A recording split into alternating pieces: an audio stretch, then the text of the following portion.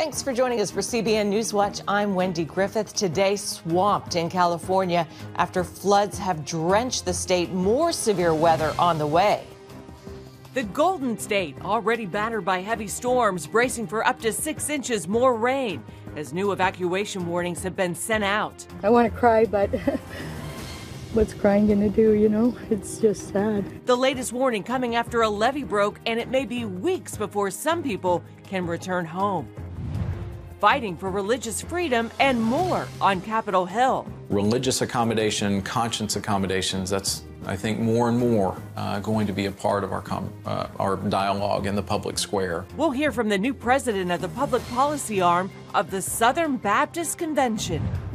Evangelist Nick Hall talks to CBN about the revival movement spreading across the country and why it's important for the church. Revival is for the believer. We all drift, our hearts become hard.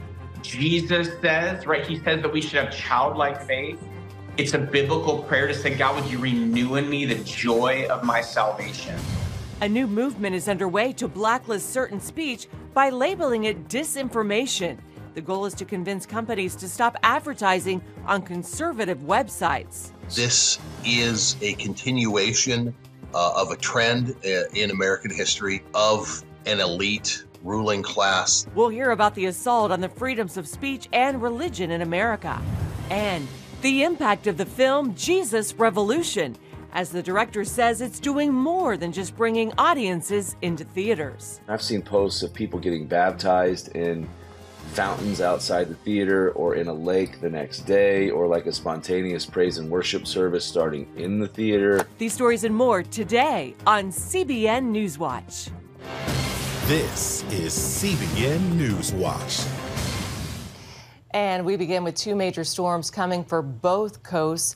A late season nor'easter is heading for the East Coast, which could see heavy snow and widespread power outages. And on the West Coast, California bracing for even more wet weather, preparing to get hit again with floods, rain, and winds up to 60 miles an hour.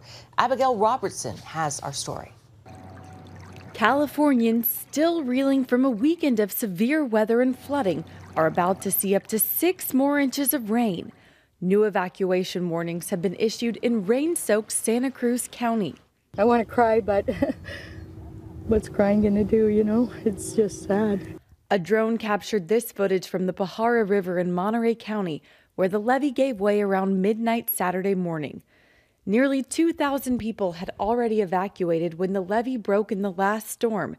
It could be weeks before they can return home, and others didn't get out in time. My neighbor's there. He's like 80-something years old, has no water. Trying to get water to him. They won't even let us take him water. Search and rescue teams in Pajara checked submerged vehicles by boat. Numerous people were rescued that were standing on the roofs of their cars and trapped in the water because the water was moving so high and fast. Damage to farms and crops is already estimated at $330 million. The damage to their homes and their vehicles and their businesses is going to be severe, and the pain is going to be prolonged for many weeks and months. And the bad weather is not finished yet. We're not done yet. We have another atmospheric river, potentially 2 of them. The atmospheric rivers hitting the state triggered a flood watch until at least Wednesday. Meanwhile, on the East Coast, parts of New York and New England could see up to 30 inches of snow. New York's governor mobilizing the National Guard and putting thousands of utility workers on standby as the state braces for high winds and power outages. Abigail Robertson, CBN News. Thanks, Abby. Well, turning now to our nation's capital, the voice for some 13 million Southern Baptists speaking to Washington lawmakers is Brent Leatherwood. He's the new president of the denomination's public policy arm. And although Leatherwood faces a city split by severe political disagreements, he's casting a big vision for 2023. CBN's Heather Sells has the story. I see Capitol Hill as a missions field. Brent Leatherwood says that despite polarized politics and gridlock in Washington, there's opportunity here for people of faith to influence policymakers and make a difference. Not only do we get to advance public policy solutions that we think are grounded in and reflected or reflect scriptural truths, but we get to minister to elected officials. The Ethics and Religious Liberty Commission tackles some of the most contentious issues of the day. That includes abortion, immigration reform, and religious liberty. On Capitol Hill, that can include pushing against taxpayer funding for abortion, advocating for immigrant children, and fighting for religious liberty. It is also monitoring 2 Supreme Court cases that could alter workplace religious freedom. One involves a graphic artist seeking the right to say no to creating for gay weddings, and the other, a mail carrier who wants Sundays off for worship. Religious accommodation, conscience accommodations, that's, I think, more and more going to be a part of our dialogue in the public square. At the same time, Leatherwood and other Baptist leaders are acutely aware of the convention's sex abuse crisis that surfaced in 2019. If we don't address it, if we don't make our churches safe for survivors and safe from abuse, it undermines our ability to be effective messengers of the gospel. Many survivors worked for years to get the denomination's attention. Now they're frustrated with the slow pace of its task force on abuse, although Leatherwood says there's a reason for it. This isn't just a simple fix, and then we can say, okay, we're done. No, we're in this for the long haul, and we're going to take methodical, scriptural, guided steps to ensure that we get this right. Leatherwood took over last fall. He is a policy veteran and former executive director of the Tennessee Republican Party. He maintains his group works both sides of the aisle, and in an era known for wide-sweeping political polarization and despair, he says believers can model a better way. We're living in chaotic times, and in my sense, from my perspective, the gospel actually helps to settle you, because you know that this is a story and we play a role in it and we know how it all ends. Reporting in Washington, D.C., Heather Sells, CBN News. Thanks, Heather. Coming up, evangelist Nick Hall on the revival movement spreading across the nation and an upcoming major event tied into those revivals. We'll hear from him when we come back.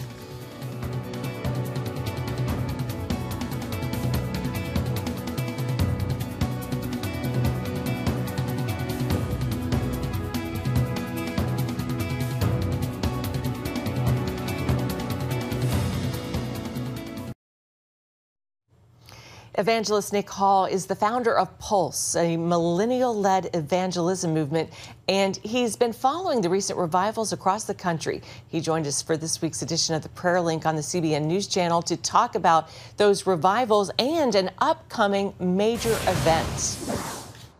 So, Nick, are we going to see another Asbury, or do you think we're just going to continue to see more pockets of revival breaking out here and there on different universities?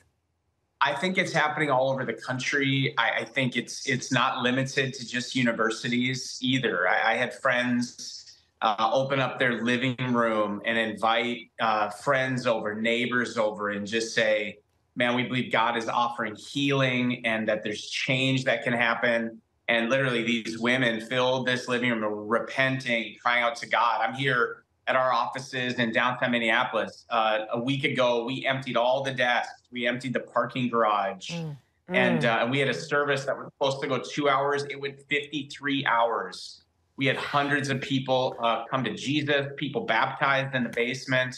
And so I really believe what's happening is breaking out around the world. Praise God. And Nick, what is true revival? And are we seeing it with what's happening right now?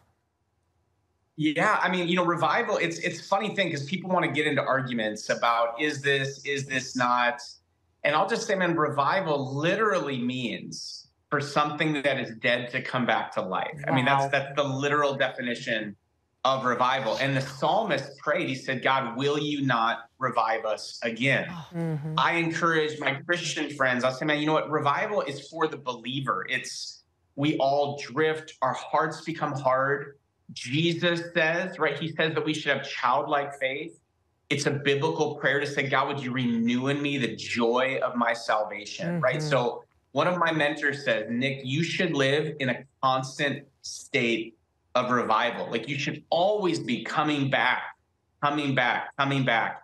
And so I really do believe that God is doing something right now that is unprecedented in modern times. This hasn't happened in decades. Oh, and even one God. thing I'll share is on the day the revival broke out at Asbury, which is in Kentucky, that same day, students at University of Oklahoma University, one of the largest universities in the nation, largest university in Oklahoma, they received word that after months of hearing no, after decades of prayer, that God gave them the stadium. Okay, so Asbury Revival breaks out, and the same day, these students at this other university get an 86,000 seat football stadium for an event that's still coming at the end of April. So God is doing something, and it's just starting. Praise God. And Nick, what are you personally hearing from God? What is he saying to you about this generation right now? Man, I feel so strongly that God is inviting us, and this is every single one of us. And I just felt this. I was in Asbury. I was there over a week. We did an event at University of Kentucky, their Rupp Arena, in the middle of it. But what I felt is that we have been hurt, and we've been hurting for a long time. And I just want to speak that to everybody watching this, whether you're listening, whether you're sitting. Man, we've been hurt, haven't we? Like, the last couple of years have been so hard. And nobody has been impacted more than our young people. And so it's like, in the midst of that pain, like, all of us have turned to some things that probably weren't on the plan, right? We didn't intend to become that version of ourselves, to post those things online, to get that worked up about stuff that, man, if we're honest, it wasn't as big of a deal as we made it. And yet God, in his mercy, is healing us. Praise the Lord.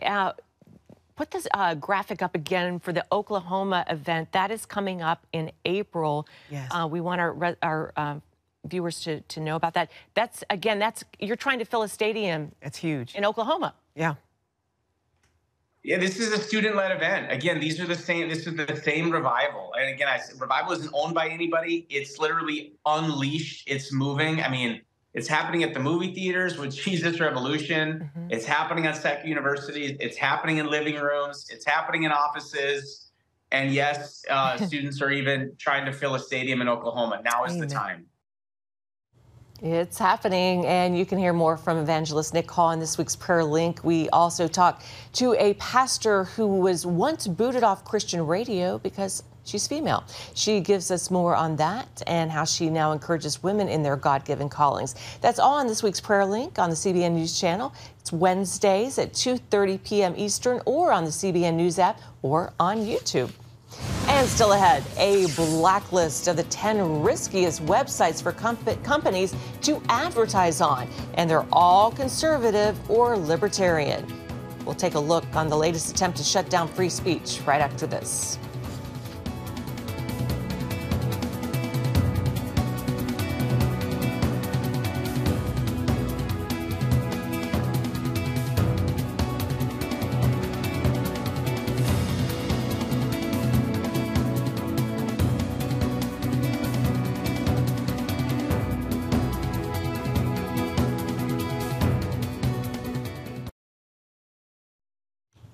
Cancel culture is good for democracy. That's the opinion of people who believe that freedom of speech only applies to particular points of view. Now, a new movement is underway to blacklist certain speech by labeling it disinformation. The goal is to convince companies to stop advertising on conservative websites. Dale Herb has the story.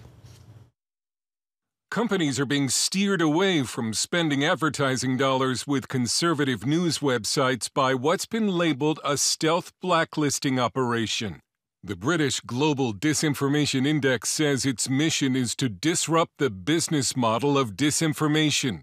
To reduce disinformation, we need to remove the financial incentive to create it. The index has the potential to economically strangle some conservative websites.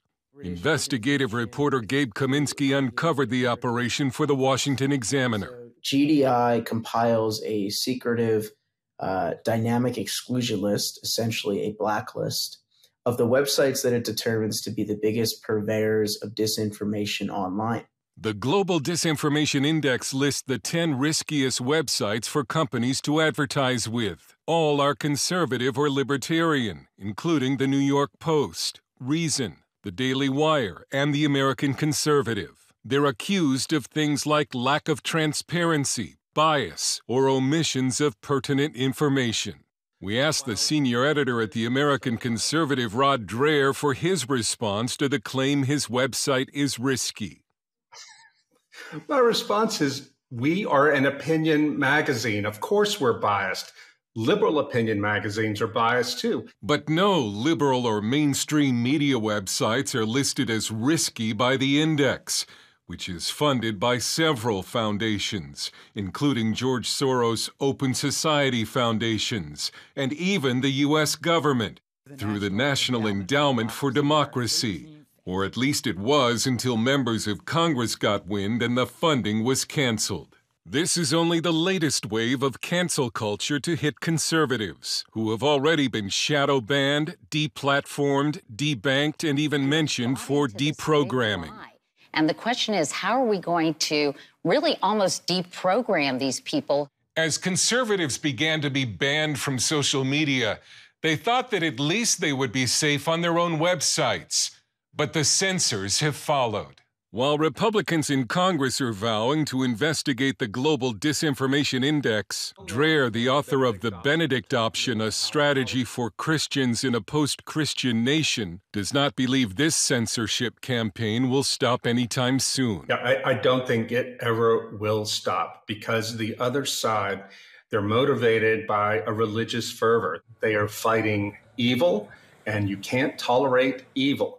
They have identified the enemy. The enemy are those who were so-called deplorables, including conservative Christians and others, who they will deem to be threats, and therefore they can be marginalized. The recent issue of Rolling Stone magazine features an article called Why Cancel Culture is Good for Democracy. Stephen Sokup, author of The Dictatorship of Woke Capital, says corporate America is easy prey for programs like the Global Disinformation Index. This is a continuation of a trend in American history of an elite ruling class that believes that they're, sort of the benevolent guardians who are taking care of the poor, stupid American people who don't understand what they really need and what they really want and what's really best for them.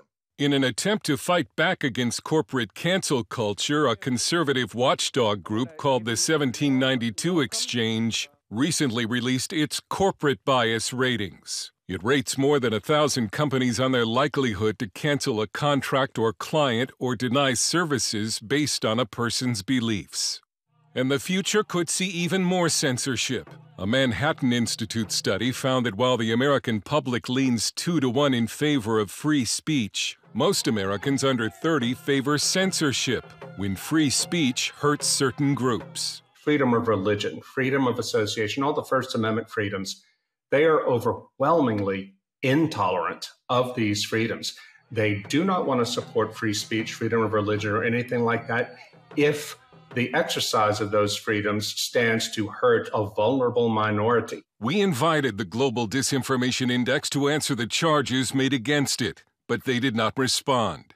They're now being accused of spreading disinformation themselves, for warning advertisers to blacklist news sites that blamed the COVID pandemic on a lab leak in China, a claim the FBI and the U.S. Department of Energy believe to be true. Dale Hurd, CBN News. Thanks, Dale. Coming up, the new movie Jesus Revolution is still going strong at the box office, but the impact of the film goes far beyond financial. We'll hear how the director says it's changing lives when we come back.